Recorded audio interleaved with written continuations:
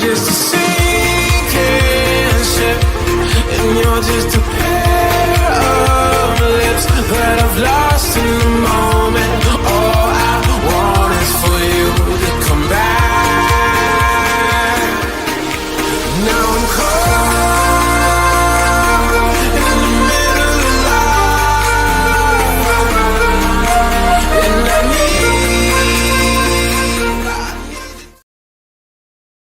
Greetings, everyone, and welcome to another edition of the Red Pill Diaries. This is the most powerful platform for truth, bar none, on God's green earth. This is your platform for education, elevation, and edification, and I'm your host, your brother, and your friend, Rashid. And I'd like to thank each and every one of you for giving me a little bit of your time today, because you didn't have to. And I hope today that you get an equal or greater payment for the time that you're spending with me. We'll wait for Larry Johnson to join us on the platform. Hold on one second. Let me check the shout out to Nick Hall in the building. Shout out to Perseverance Chameleon in the building. Thank you guys for joining me. And everybody that's joining me. Let me contact Larry. Hold on one second, everybody. Give me 1 second, everybody. Make sure everything is okay. We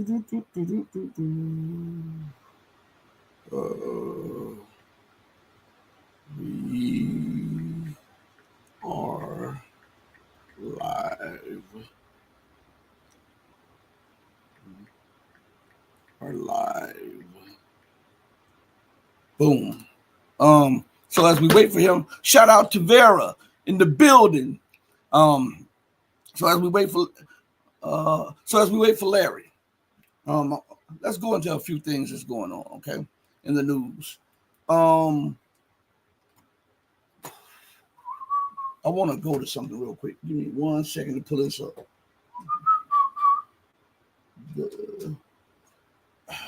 Here we are, right here.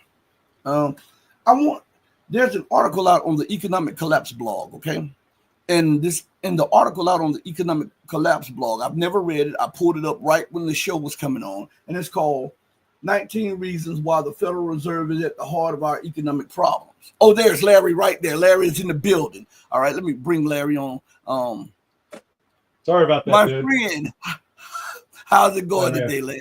I'm like that old one-legged man in the ass-kicking contest. Larry is off the chain. Larry, what is going on? First, we got to address the 800-pound gorilla in the room. What is on Trump's mind attacking Yemen? The Zionist lobby's got a hooks into him big time. You know, they've convinced him that now's the time, that Iran's weak, and this is the time to take him out. The only way you can look at it. That's going to ruin his presidency. Yeah, I think so. You know, he had a chance to really be the president of peace. And instead of being the president of peace, he has opted for a war. And look, you know, what I'm looking at this saying, didn't they pay attention to the last 15 months? You know, here's the Biden administration just bombing the crap out of Yemen. And they achieved what? Nothing. No. You know, it's no. Sure. Okay, look, we could conquer Yemen. You know, it's not an impossibility, but it might require about 500,000 troops, which we don't have. It's going to cost $1 trillion or more, which we don't have. So, yeah, we could do that and bankrupt ourselves in the process. To what end?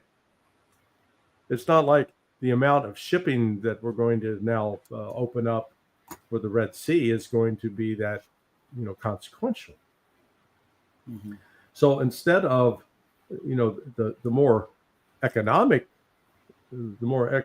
solution was, let's force Israel to have a serious negotiation with Hamas, and let's preserve and protect the rights of the Palestinian people. Let's get in there and let's get these occupiers, settlers out of the West Bank, and separate them. I mean, you're a father, you've had kids, you've got kids fighting, you separate them. You get in the middle, and hey, everybody to the respective corners and stop this. That's what's called having an adult in the room, and we've never had an adult in the room in the Middle East. And we like to pretend that this, that the Palestinians and these various organizations that have emerged from Hamas, Hezbollah, Palestinian Islamic Jihad, Popular Front for the Liberation of Palestine, they're like 14 or 15 different groups. But at root, what they're fighting to have control of their land. And it was their land. The reality was it was their land before the Jews showed up. There were Jews who lived there, who had been who had hung around after the temple was destroyed in 78. They weren't a majority, and up until the start of the 20th century, they generally got the Palestinians, the Muslims, the Druze, the Christians. They figured out how to get along after all the stupid crusades in the 12th, 13th centuries. So there's a way that this should have been brought to a peaceful end. No, we're going to go to war. And initially I thought, well, maybe that I had to look and realized the Houthis hadn't done anything. They had not started attacking ships again. And so you go, what's this all about? Well, then you hear the Trump administration, Iran, we're going to hold Iran accountable. All right, here we go. And these people genuinely believe that Iran is so weakened that all we have to do is just run in a few bombers, drop some bombs, and Iran's going to collapse. We'll have peace and security. That's crazy. Go back at how many bombing runs we had to make in Iraq in 2003 at the start of that military operation. And there we had the advantage that we had air bases in places like Saudi Arabia and Qatar. So we were close to the country. So they could argue, okay, we could do that as well against Iran. But we'd taken out all of the Iraqi air defenses. Well, Iran has robust air defenses, and even though we continue to claim that they don't, they do. Unlike Iraq, Iran has good God, they've got thousands of missiles, ballistic missiles. So, we don't have enough bombs and enough planes to destroy all of that. And are likely, if we do engage in this, which I believe we will. Before I was thinking, no, we're not going to be that crazy. No, I think Trump and company is going to be that crazy, and it's going to go bad. It's going. I believe that the most likely outcome is it will be seen as a defeat for America.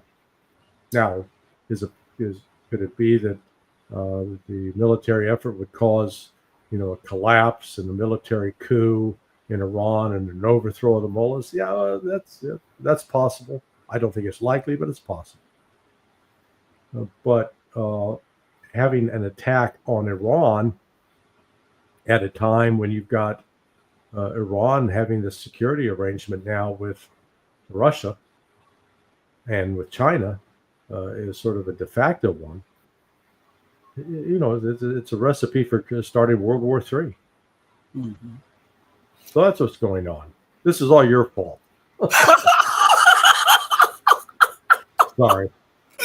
Larry, but if you look at it in this perspective, when you look at the economics of it and the debt that continues to mount, don't you think that some of them in Washington understand this, and they're pressed for time, and they believe that if they can take Iran out, and this goes with the Houthis, if they can take Iran out, then they're in Russia and China's underbelly. They can prevent the growth of the Belt and Road Initiative, and then when they go to war with China, they can stranglehold the waterways and the land routes for trade with China and bring it to yield. Do you think that's a possible thought in their planning to go against Iran?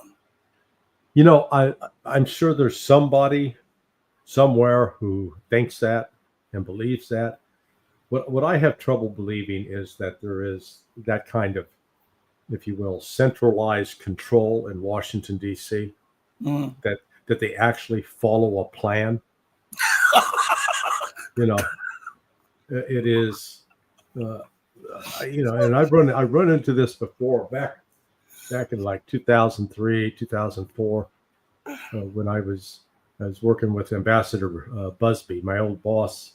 We were doing a senior crisis management seminar for the U.S. State Department. So what this would entail is once a month, senior officials, police officials, government officials from a country like, say, Colombia, Cyprus, Greece, Pakistan, Thailand. I mean, I did them all throughout Africa, and Asia, and South America, and Central America. They'd come to Washington for a seminar on how to manage crises, and I do the terrorism brief. And invariably, since the war had started in Iraq, I found it didn't matter which part of the world they were from. It didn't matter what their religious or ethnic background was. All these people generally believed that the United States had some sort of secret plan, that we had this secret plan for Iraq. And because they basically were telling me, look, we lie to you, so we know you're lying to us. But, you know, I had to tell them that if you think we went into Iraq with some grand plan to, like, yes, we're going to do this and seize the oil and pump the oil to Israel, I think that was one of the goals. I'm not just saying that's not a goal, but as far as a coordinated plan, this is, you know, we've got this all thought through. They don't think it through. The foreigners look at the United States, they think that we're playing 3D chess. Okay? And I told them, I said, guys, man, we're struggling to play checkers. One-dimensional checkers. So you can step back as you've described it, and it's an accurate description that from the West standpoint, we definitely want to have Iran in our camp so that we can go gut China and Russia. And, you know, there's no rational thinking involved in this process. It's like we've embarked upon causing continual chaos. And, you know, I think I would hope that it would stop at some point, but man, we're addicted to it. You know, Robert Palmer sang that song "Addicted to Love." Yeah. Man, we're addicted to chaos. That's our thing. So, what do you think is going to happen? Do you think we're going to be at war in the next few months? Because it looks like they're going full press with this one. Yeah. No, I think based upon I think within the next 2 months we could be launching attacks on Iran. And you know, I hope to God I'm wrong. Oh man, we don't need that. So how are they thinking that they can wage a successful war against Iran, pivot to China, and also keep Ukraine from turning into a large war or something like that? Yeah, because they're thinking like my, you know, then 17-year-old nephew. I think I told you the story of him. Here's a scrawny, skinny kid. He may have weighed 155 pounds, soaking wet. Had never played a down of organized football. Okay, I mean, that didn't do Pee Wee, didn't do Pop Warner, certainly didn't play middle school or high school football. Okay, and I come, back visiting for one of the holidays, and comes up to me, goes, next year at this time, I'm going to be playing for the Kansas City Chiefs. Oh, I go, what? He goes, yeah, no, I'm trying out this week. And I pointed out to him, I said, look, you've never played a down of organized football, and you're not exactly a fast runner. You're delusional. That's not going to happen. Oh, no, that's going to, I mean, he genuinely believed it. That's what we're dealing with here, dude. Only, you could excuse him. He was a crazy teenager with not a lot of experience. What's our excuse? Right. We should know better. So this is this is all about, I think, trying to figure out how do we keep that Defense Department money flowing. Yeah, they're going to lay off a bunch of people, but the contracts to the defense contractors, that money's going to keep rolling on. So where are we in the Ukrainian Russian situation? Because you read the reports and the Western reports saying that Russia has agreed to a ceasefire and all of this stuff. Where are we in the negotiation? And what is really going on? Because you were in Russia, so you would have better insight than most people. Well, the meeting between Trump and Putin, phone call yesterday, Putin offered up to Trump, said, hey, we'll give a 30-day pause for attacks on energy facilities and energy infrastructure. And Trump goes, great. Wow. Man, I got a concession. Now, the reality is the attacks on the energy grid they've largely destroyed about everything there is to destroy already, okay? There's not a lot out there left to blow up. And part of the intent of blowing that up was to make it very difficult for them to operate during the winter. Well, guess what? We're in March. Winter's over. Spring's here in tomorrow or 2 days.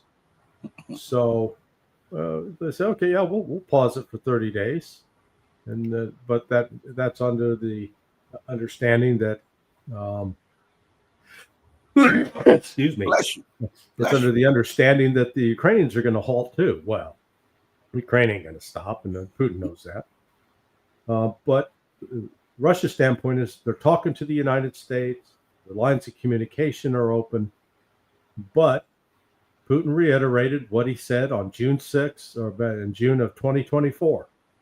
And it was the same thing that I asked Foreign Minister Lavrov a week ago Monday about, is Russia still holding to what Putin said in 2024, which is Ukraine's got to withdraw all of its forces from Russian territory. Russia considers Luhansk, Donetsk, Zaporizhia, and Kherson as Russian territory. So withdraw all Ukrainian forces, hold elections, get a legitimate president installed in Ukraine, stop the attacks on Russian-speaking citizens, and basically renounce any chance of joining NATO. Now, those are the essential elements that Putin says those are our requirements. That's what's got to be in place before we negotiate. And so once that's in place, then they'll say, okay, then we can talk about ending. One of the other elements is that the full suspension of Western military aid, financial and as well as intelligence. Well, Ukraine's not going to agree to that. And so far, the West hasn't agreed to that, but that's Russia's position, and they ain't changing because they're winning. Mm-hmm. And as long as they're winning on the ground, and that winning on the ground is not going to change. They just destroyed the Ukrainian army in Kursk, and so over 60,000 dead Ukrainians. So, if those were the stipulations, RT is reporting that the Pentagon confirms resumption of U.S. aid to Ukraine. So the Pentagon is not adhering to one of the main stipulations that Russia required for peace. Oh, that's not the Pentagon. That's Trump. Trump can bring this thing to an end tomorrow. Mm-hmm. I legitimately, he's supposed to have talked to Zelensky an hour ago, and should have called and said, "Hey, Z man, listen, it's been fun. I've got a visa for you if you want to get the hell out. But this party is over, okay? No more money, no more weapons, no more intel. We're done. And it's not going to renew. There's no chance that we're going to reconnect. You're going to stop this now. And if you don't stop, that visa I'm saying you could have, that's going away too. And you got any property here in the United States, we're taking that." But Trump's not doing that. So, and the Russians, I use this analogy with somebody else. So imagine, you've been in a relationship with a woman, you get married, she cheats on you, you get divorced. She comes back, "I'm sorry, let's get back together." You get back together. She cheats on you and beats you up. You get divorced. Comes back the third time. You take her back one more time, man. You're a fool, but you take her back. Your love is in the air. And she does it again. So at that point, you go, you know what? That's 3 times. No. This is a toxic relationship. I'm getting out. That's the relationship between Russia and the United States, okay? Russia, I'll put Russia in as the abused spouse. It's not Russia that has 700 plus military bases around the world. It's the United States. It's not Russia that's launched wars in Libya, Iraq, Afghanistan, Syria. It's the United States. And it's not the Russians that walked away from the anti-ballistic missile treaty. It's not the Russians that walked away from the intermediate nuclear forces agreement. It's us. And so now we want them to trust us. Oh man, I really mean what I'm saying this time. They're going to insist that you've got to show. You've got to show what you do. Okay, proof. Mm-hmm. So are you saying that Trump is showing himself to be different than candidate Trump? Yes. Mr. I'm going to be the president of peace is coming out. It turned out to be a little bit of Mr. Dr. Jekyll, Mr. Hyde. He's, he's trying to get this peace deal with Russia, but at the same time, the actions he's taken with respect to Yemen and Iran could derail that. Likely would derail that. So. I believe that he may be trying to get this peace deal with Russia to free up some military assets so that they can go to war with Iran and then eventually fully pivot to Asia for what they're going to try to do in Asia, because time, when you look at all of what is going on, all of this is being designed for a war with China because they see China as the most pressing threat. And it seems like to remove Iran with all of that gas, with all of that oil, and also is central to the Belt and Road Initiative, which is undermining dollar hegemony and dollar supremacy. I think that America is moving towards removing all of the allies that China could rely on to keep its economy afloat if the United States choked off all of the waterways. So do you think that China would sit by and allow for Iran to be taken by the United States? Well, I'm not sure that I don't think China would necessarily intervene militarily. They might, because let's look at the reality of China. Where have they intervened? You don't want to. I'm going to write a book. It's going to be a real short book. It's going to be called "The History of Chinese Invasions in the 20th Century."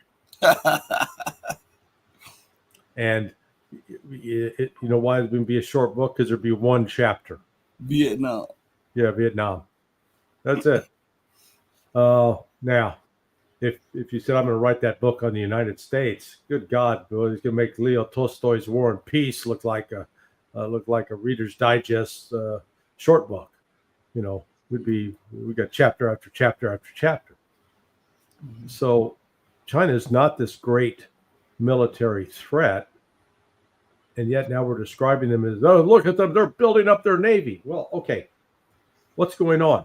They're hearing the United States threatening to attack them. They're hearing United States military personnel talking about going to war with them. And so it's like, you know, if I stood outside your house for the last 5 years and, Rashid, I'm going to kick your ass. I'm going to attack you. I'm going to kill you, man. I'm going to shoot you and shoot your family. And then you went out and bought a gun to protect yourself. I'd say, see what you're doing. You're aggressive. Wait a second. I'm taking steps to protect myself from your crazy ass. Yeah. You know? Mm-hmm. And that's what China's doing. And it's not to suggest that China's some utopia. China's got internal problems. They got, you know, 1 billion plus people. They're trying, you know, they've got internal dissension. They got corruption, you know, but that's them. They're not, you know, they've been, you know, stealing our secrets so that they can build themselves up. Yes, that's true. Have they been flooding our market with fentanyl? Yeah, that's true too. That's been done through criminal gangs. But, you know, who's the one wanting to ingest that stuff? Who's the one paying money today? I want that. It's us. You know, if we don't have the demand for it, it goes away. You know, so let's not blame China for our own addiction. You know, they're a facilitator in part, but we're the problem. So the world's changing in ways that we're just, you know, we're not catching up to it. So China, for example, has imposed in response to our sanctions, they said, okay, you're going to sanction us, we sanction you. They've cut off rare earth minerals such as antimony. Well, you say, so what? Well, antimony is an essential component, ingredient in making artillery shells. And China and Russia combined control 90% of it. So they both decided, all right, we're not selling anymore to the United States. What? We don't have an alternative source. China's car market is taking over the world. It used to be that Ford, General Motors, you know, they could go overseas and you'd see that they were selling cars overseas. Chinese, man, they're selling cars with better equipped and less expensive. And they're making major inroads around the world. Yeah, China's going to eat our lunch economically. And the United States, you know, we don't like that, but yeah, we refuse to deal with reality. And so, you know, this trying to provoke a war, we can't defeat China without destroying ourselves. So, yeah, I don't want to suggest that there's no military option that we could pursue that would end in failure, or success. But the reality is, you got to step back and say, at what cost, man? At what cost? Are we going to we're going to, quote, defeat the Chinese by destroying ourselves in the process? That's not smart. You know, we need to back away and say, let's start shutting down all these military bases overseas. Let's start cutting back. Let's put together a national defense strategy where we really match up to defend ourselves instead of having to be the guy that goes out and defends the world. And let's fix our society. When you go to Baltimore and look at the fact that the kids in that city are, who are largely minority. Well, actually, it's the majority. The majority of black in Baltimore that aren't being taught how to read. I mean, it's criminal. These children are not being educated, and they're being indoctrinated with a bunch of woke ideas.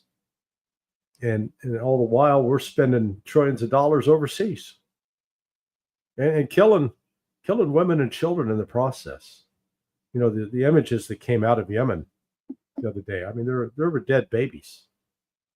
2-month, 4-month-old children. We did that, and those. I guarantee you, those babies, they weren't launching cruise missiles at U.S. naval ships. And yet we excuse, we're fighting terrorism. No, we're killing. We are the terrorists. Sad to say, but the definition of terrorism is the use of violence for political purposes against civilians. Hello? When we're dropping bombs, killing women and children, we say, well, those were collateral. That's just collateral damage. No, those are human beings. Those are people made in the image of God. And we're killing God. Do you think, well, you already answered this part about Trump is different from candidate Trump, but do you think that his cabinet, his picks of people around him, do you believe that they're the ones helping to call the shots too? Because all of them have, like Defense Secretary, he has a history of wanting the United States to dominate, and he wants he's a China hawk, and then you have Rubio, a China hawk, and then you have others like that. Do you believe that this cabinet was put together for the express purpose to confront China? Oh heavens, no! They're put together for the express purpose to be like organ grinder monkeys. That when Donald Trump plays the organ, boy, they dance. They do what he wants. Okay, this is like a bad version of Cinderella and the Seven Dwarfs. Instead of good-looking Cinderella, you got a big fat ugly one. Weighs 600 pounds, and that's Donald Trump with his 7 dwarfs here. But boy, and we do have Dopey and Goofy and Crazy. I listened to Pete Hegseth the other day on the Maria Bartiromo's show on Fox, and his description about what was going on in Yemen was it was cartoonish. It was juvenile. You expect it. If you're going to be in that job, at least have the decency to be an adult and give an adult explanation about what's going on, instead of saying, "Oh, this is all about freedom of navigation." Okay, stop. The Houthis haven't been interfering with freedom of navigation since the announcement of the ceasefire. If you keep the ceasefire going and compel Israel to follow through on phase 2, you can keep the freedom of navigation without having to kill a single person.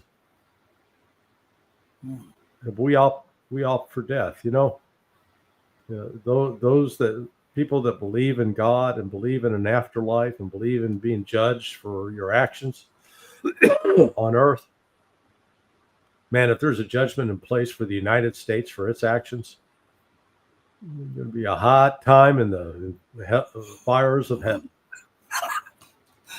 I won't keep you long, Larry, but I want to ask you, do you believe that Trump now is showing that he's bought and paid for by the Zionists?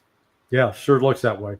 I had asserted 2 or 3 weeks ago that I thought, maybe Trump is actually showing, because he came out, he put out that opinion piece from Jeffrey Sachs about Bibi Netanyahu. when Sachs appeared at the Oxford Student Union. He sent Steve Witkoff in to tell Bibi Netanyahu, hey, you're going to have a ceasefire whether you like it or not. And, Bibi didn't like it, but they went ahead. So I thought, even though Trump received a lot of money from Miriam Adelson, the widow of Sheldon Adelson, that maybe, he's recognizes he's not up for re-election, so he can chart an independent course. Maybe that's where we're headed. I was wrong, man. He's whoever's calling the shots. He's dancing to their tune now, and it's. I'm afraid it's going to really erupt into a major war. I think that's where we're headed. Okay, Larry, I don't want to take any more of your time because I'm going to have you back on here in a week when you have some free time. So I want to thank you for coming on, my friend, and giving us a little information and a little insight on everything, man. Well, I apologize for my late arrival. I got tied up on a phone call and with a good friend. Stop, Larry, stop. Well, man. it's rude. I don't mean to be rude or disrespectful of you, my friend. Larry, you good. You're good, Larry. I really appreciate it, man. I'll send you the link to the video in a few minutes, and thank you again, my friend. No, you're just a forgiving gentleman. That's Larry is a trip. You guys see this, Larry, but behind closed doors, Larry will have you dying laughing. I'm telling you this. Larry, be blessed, be safe, man. I'll talk to you later. All right, bro. Bye-bye. All right, bye-bye. Everybody, listen. I don't know if we will, but I'm gonna try to get back later to try to do another live. I don't know if I will, but I want to thank each and every one of you for joining me. And remember, we changed the dates. Larry Wilkerson asked me because he had a charity that he that moved their time for. They were going to do it Friday, but they moved it to Thursday, and they asked him could he do that at the last minute, and we talked, and I said it's okay. We'll switch the date, so we'll have Larry Wilkerson on Friday instead of tomorrow. Okay, so we'll probably be doing a live stream for that. I want to thank my guy M Sparks for the $2 super chat. I didn't want to leave out without thanking him for the super chat. And everybody, listen. Remember to do right by others, not because there's some material gain or some applause or adulations or something or recognition about it. Do right by others because it's the right and the humane thing to do. Because even when no one else is watching, remember that God Almighty is always watching. He may sit high, but he looks low. And on that note, I want to tell each and every one of you, thank you. And if you love truth, I love you, but know that the love that I have for you will always pale in comparison to the love that God has for you. Until we next speak again, stay strong, stay true. But remember to always stay righteous. Hey, mama, your baby boy loves you more than life. Thank you, everybody. Deuces. We're out of here. Peace.